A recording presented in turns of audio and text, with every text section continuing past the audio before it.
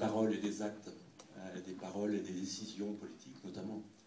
La région des Pays de la Loire vient d'annoncer la création d'un comité régional d'experts sur le climat. Alors l'objectif, c'est d'apporter des éléments locaux de prospective pour atténuer les effets du changement climatique et accompagner les décideurs et les acteurs concernés dans la définition d'actions concrètes. Il se trouve que les Pays de la Loire, enfin le Conseil régional, est un acteur très important dans la promotion de l'aéroport de Notre-Dame-des-Landes.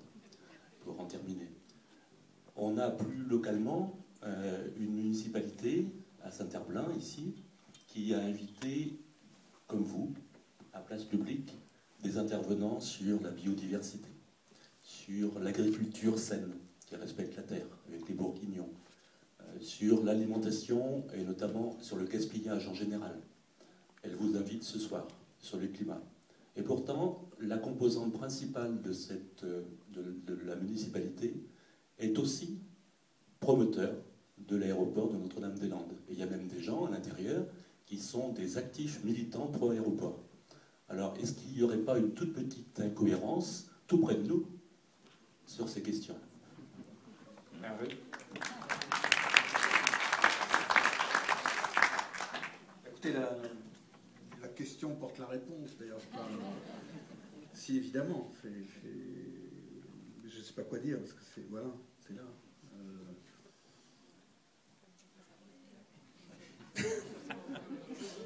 J'ai du mal à comprendre, en fait, pourquoi toutes les communes... pourquoi beaucoup de municipalités dans la région s'obstinent. En fait, moi, la question que je me pose souvent, c'est l'obstination. C'est-à-dire la difficulté à laquelle on change une position. Et en fait, on devrait pouvoir changer une position. Je vais prendre un autre exemple. Moi, je suis journaliste scientifique, donc je suis la question du... Je reviens un peu, mais malgré tout, je suis la question du changement climatique depuis longtemps. Puis en fait, 89. Premier papier que j'ai fait sur 89. Les choses n'étaient pas stabilisées. Et à cette époque, en 90-91, il y avait à nouveau un débat. Et en tant que journaliste scientifique, on voyait ce que disaient les scientifiques tout à fait légitimes. Et puis en même temps, il y en avait d'autres. Il y avait d'autres voix. Donc, quelle a été la démarche? À l'époque, je travaillais avec Sciences et Avenir. Et il y avait notamment, comment s'appelle-t-il? Son nom m'échappe. Yves Lenoir, qui avait une position qui était très argumentée, qui était solide, puisque à l'époque, c'est il y a plus de 20 ans maintenant, tout le savoir qui est porté ce soir par Valérie Masson-Delmotte, mais vous représentez une très large communauté, tout ce savoir n'était pas aussi bien perceptible. Et donc, on avait fait le débat. Et puis, un autre climatologue, Robert Candel, avait aussi beaucoup de recul. Qu'est-ce qu'on fait en tant que journaliste scientifique et qu'est-ce qu'ont fait eux-mêmes les scientifiques? C'est de discuter, c'est d'écouter la parole des uns et des autres. Donc moi, je me souviens très bien, j'avais fait une couverture à Sciences et Avenir en donnant la parole à par Reagan, à Yves Lenoir, et je crois à l'époque à Hervé Le Treut. Et puis après, un certain nombre de critiques qui ont été portées par Yves Lenoir et par Robert Candel et peut-être par d'autres, se sont disparus parce qu'il y a eu un travail scientifique qui s'est fait. Et puis, voilà, il y a eu des évolutions d'esprit chez les uns et chez les autres. Et d'une certaine manière, on pourrait dire, par exemple, pour l'exemple dont vous parlez, qu'est-ce qui fait qu'on s'obstine, certains s'obstinent sur une vision du passé, sans voir qu'il y a maintenant tellement d'arguments de l'autre côté qu'on pourrait évoluer.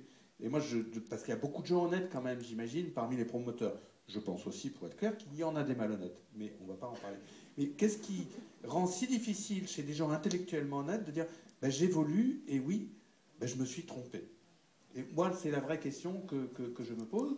Et après, il y a dans le cas de... Par exemple, on citait le président. Évidemment, quand monsieur le président Hollande dit que c'est une frayeur absolue, etc., attention, lui, il fait un geste politique. Attendez, je parle de ce débat, excusez-moi, mais c'est un geste politique.